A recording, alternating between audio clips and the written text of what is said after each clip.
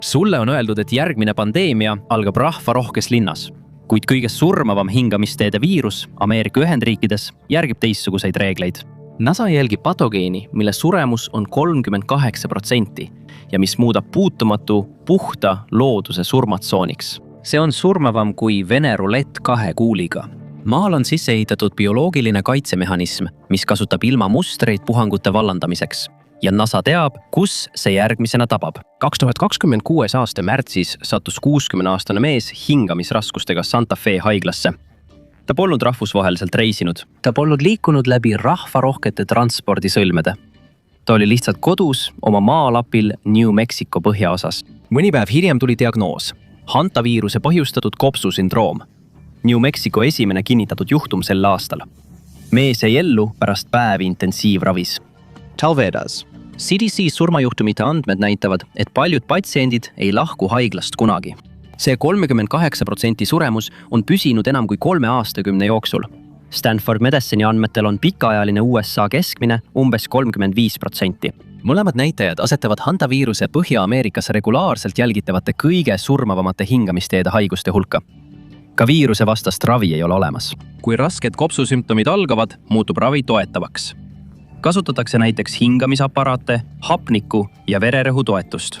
Viirus liigub hirmutava kiirusega, kui kopsud hakkavad vedelikuga täituma. Santa Fe patsient jäi ellu ainult seetõttu, et New Mexicol on 30 aastat kogemust sümptomite varajasel märkamisel. Osa riikides, kus varasemaid kokkupuuteid on olnud vähe, aetakse varajases staadiumis juhtumid kergesti segamini gripi või kopsupõletikuga, kuni algab hingamispuudulikkus. Kuid CDC järelevalve andmed dokumenteerivad veel ühe šokeeriva suundumuse. Alates 1993. aastast esineb 94% Ameerika juhtudest Mississippi jõest läänes.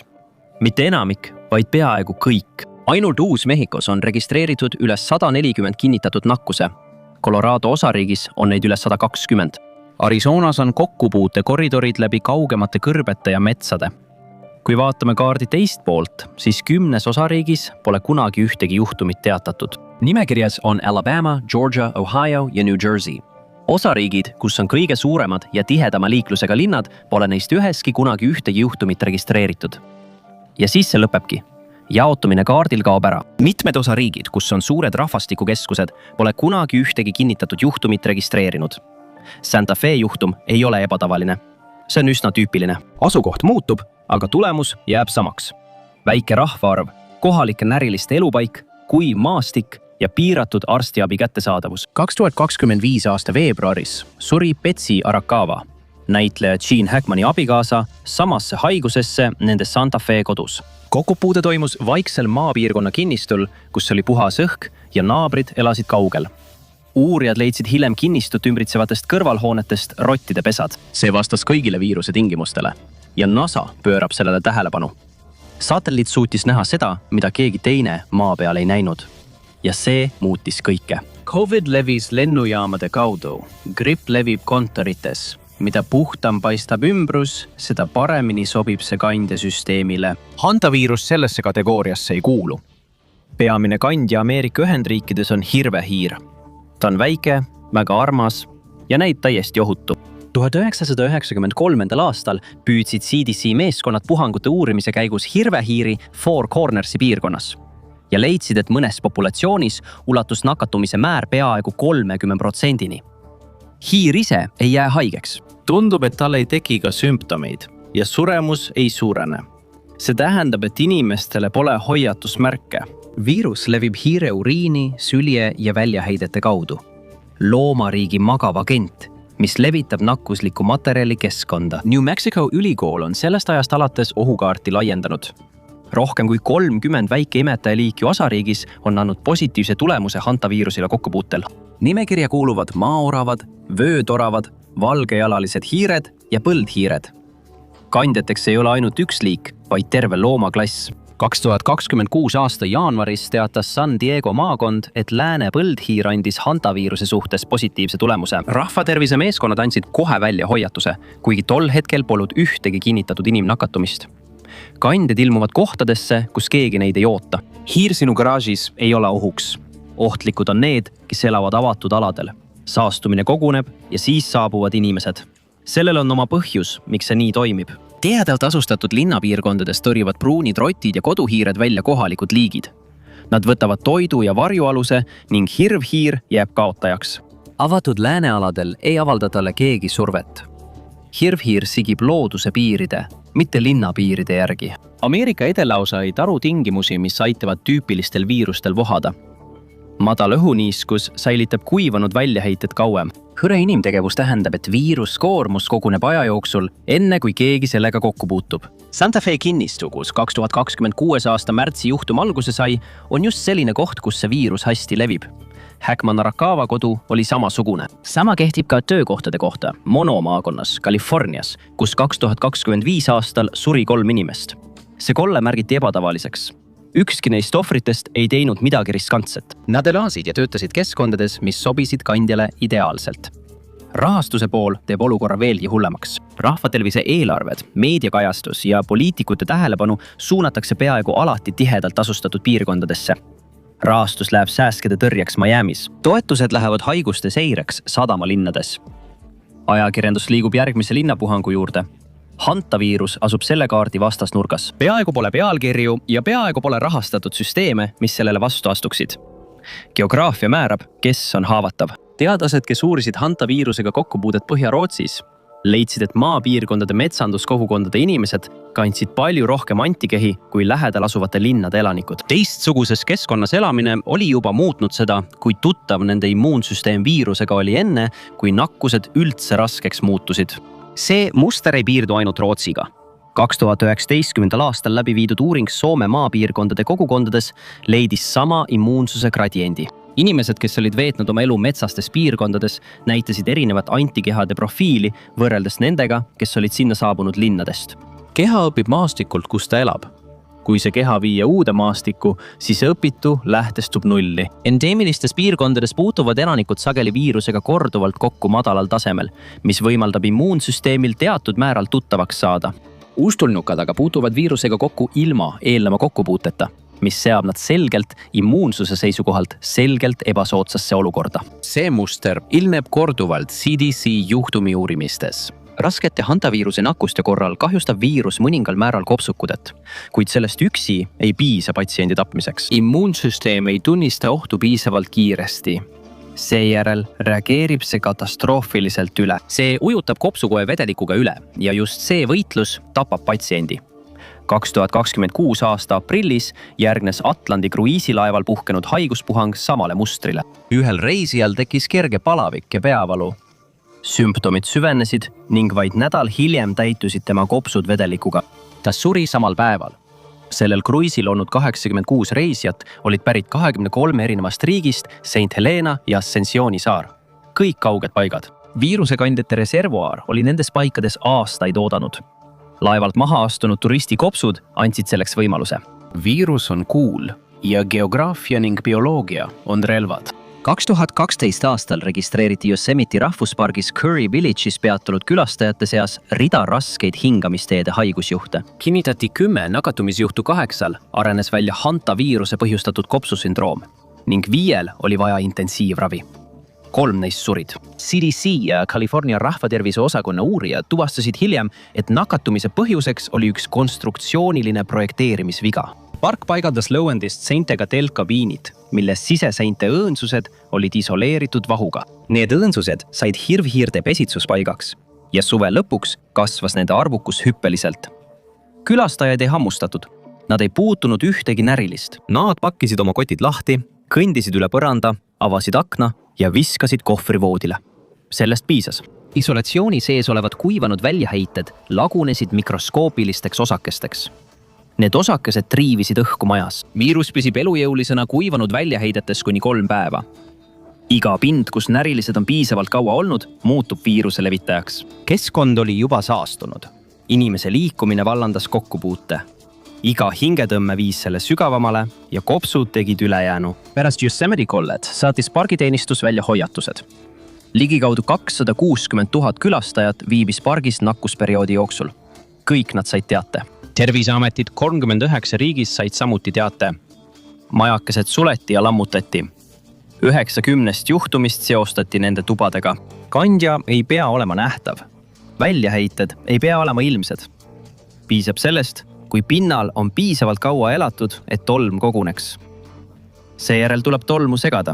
Kõige suurem risk on puhastada kinnist ruumi, kus on näriliste probleem. See hõlmab näiteks onni põranda pühkimist, kuuri tolmuimejaga puhastamist või presendi raputamist. See hõlmab ka virnastatud küttepuude liigutamist, lauda avamist pärast talve või isolatsiooni häirimist. Igaüks neist tegevustest võib vabastada piisavalt osakesi, et anda surmava doosi. Kui märtsi 2026 juhtumist teatati, soovitas New Mexico tervishoiuosakond elanikel üldse mitte näriliste väljaheiteid pühkida. Selle asemel tuleks väljaheited leotada 10% pleegituslausega, korjata need üles kinnaste ja ühekordsete lappidega.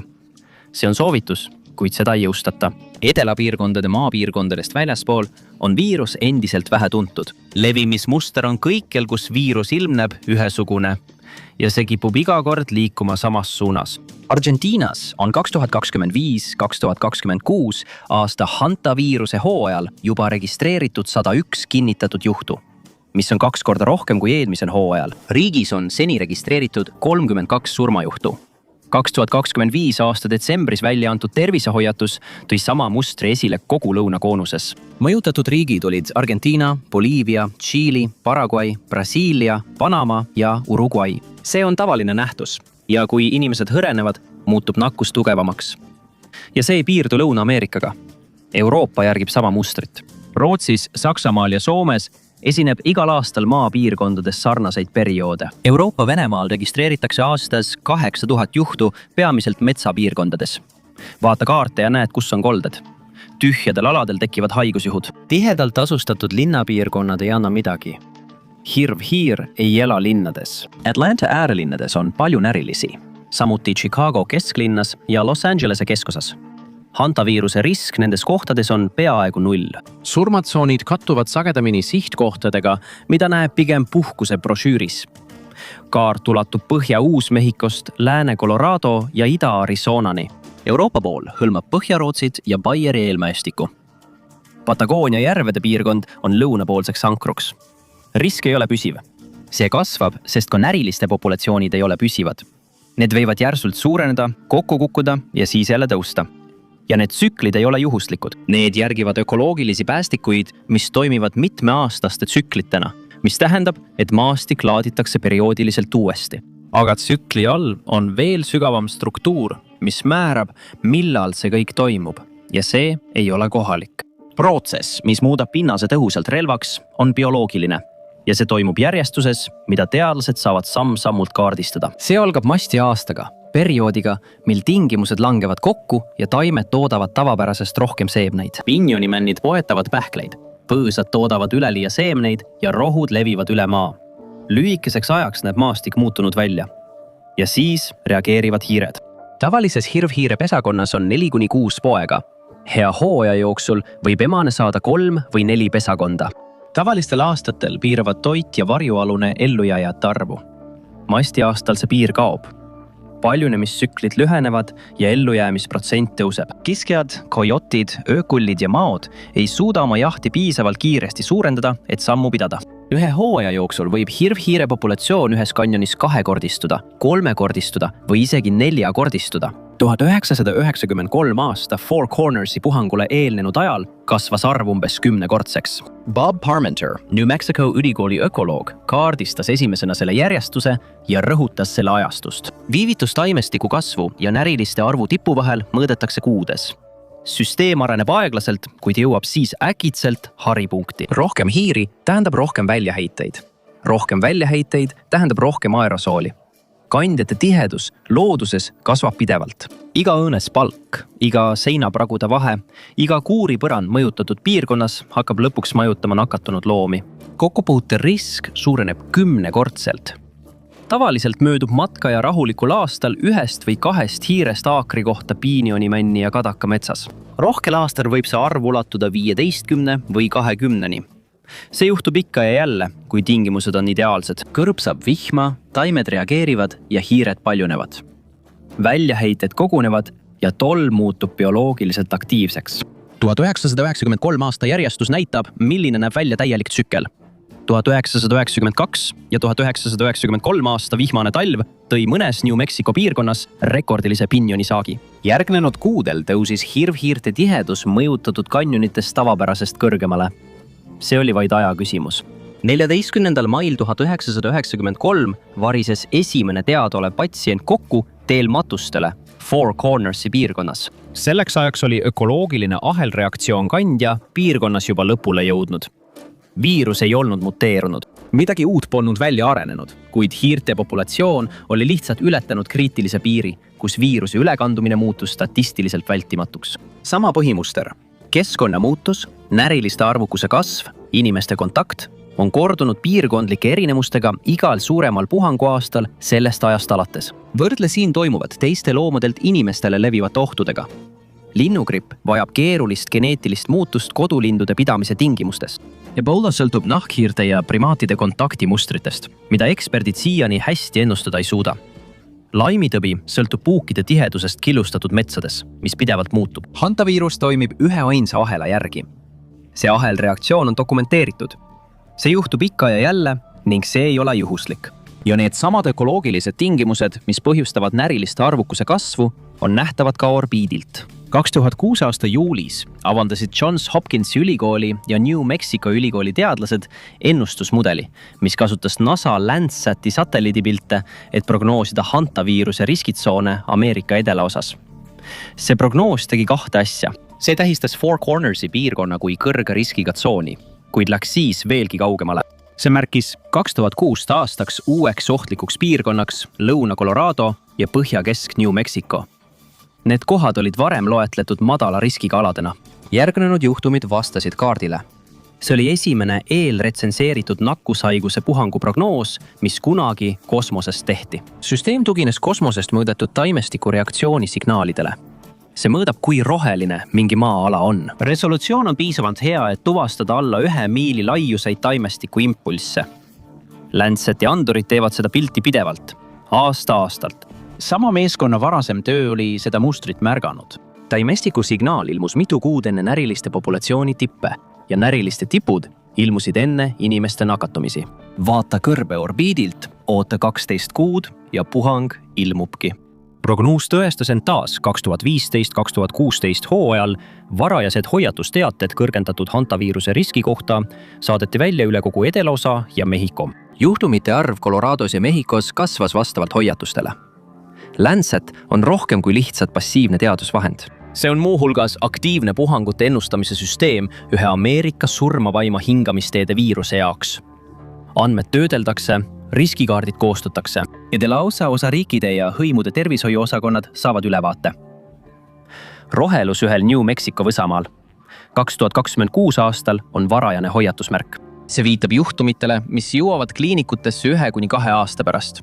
See süsteem ulatub nüüd akadeemilisest prognoosimisest kaugemale. Sama NOAA haiguste prognoosimise programm, mis andis 2015 aasta hoiatused, töötab praeguste satelliitandmete põhjal. 2025 aasta detsembri hoiatus lõunakoonuse kohta tugines NASA sademete ja taimestiku andmetele ning kohapealsetele raportitele. New Mexico, Colorado ja Arizona osariikide ametiasutused saavad varajase hoiatuse ülevaateid. Signaal liigub orbiidil asuvast andurist maakonna tervishoiuametisse mõne nädala jooksul. Sellel on suurem tähendus, kui esmapilgul paistab. Agentuur, mis on tuntud kuu maandumiste ja Marsi kulgurite poolest, juhib ka kõige täpsemat hantaviiruse prognoosisüsteemi, mida keegi kunagi loonud on. See süsteem töötab. See on osutunud õigeks rohkem kui korra. See avaldab riskikaarte aasta ette ja tõestab, et kaart ei ole enam stabiilne. 30 aastat järgis hantaviiruse risk Ameerikas etteaimatavat geograafilist mustrit. USA edelaosa, Lõuna-Ameerika lõunakoonus ja hajutatud metsaga piirkonnad Põhja-Euroopas. Kuid see piir nihkub. 2025 aastal registreeris CDC nädala seire kinnitatud juhtumeid Wisconsinis ja Nevadas. Mõlemal osariigil on viirusega peaaegu olematu ajalugu. Louisiana on registreerinud 2 omavahel mitteseotud juhtumit. Need avastused tõid laboratoorselt kinnitatud juhtumid esmakordselt järelevalve ajastul USA kaguossa. Need ei ole laienemised naaberpiirkondadesse. Need ilmuvad uutes ökoloogilistes kontekstides. Argentiina on ülemaailmselt kõige dramaatilisem muutus. Patagonia oli hantaviiruse aktiivsuse keskpunkt. See asus lõunatipus külmade sandide jalamil. kus oli märkimisväärne näriliste populatsioon. 2025-2026. Aasta hooajaks oli raskuskese nihkunud. Buenos Airese provints, mis on riigi kõige rahvarohkem, on nüüd riigis esikohal selle hooaja 42 kinnitatud juhtumiga. Haigus lahkub külmast ja kaugemast lõunast.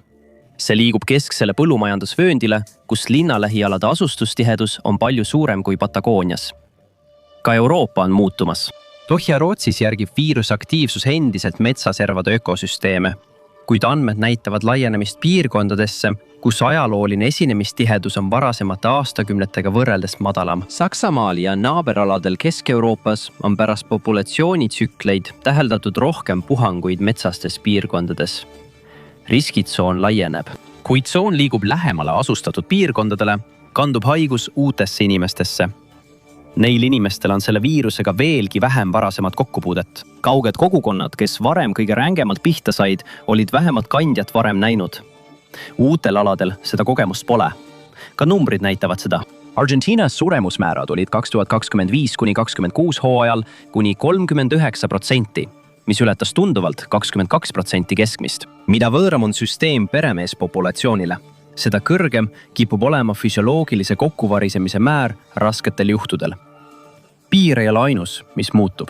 Ka viirusega sellel piiril kokkupuutuv elanikkond muutub.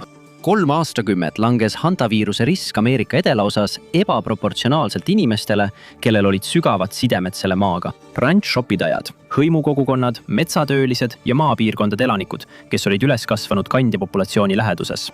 Nad polnud kliinilises mõttes immuunsed, kuid olid aastate jooksul korduvalt madalal tasemel viirusega kokku puutunud.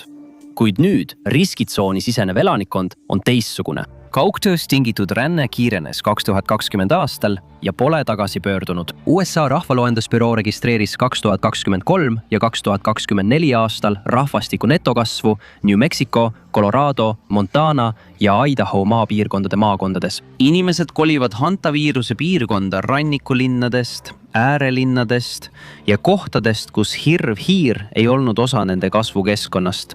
Neil puudub selle haigustekitajaga seotud käitumuslik kogemus.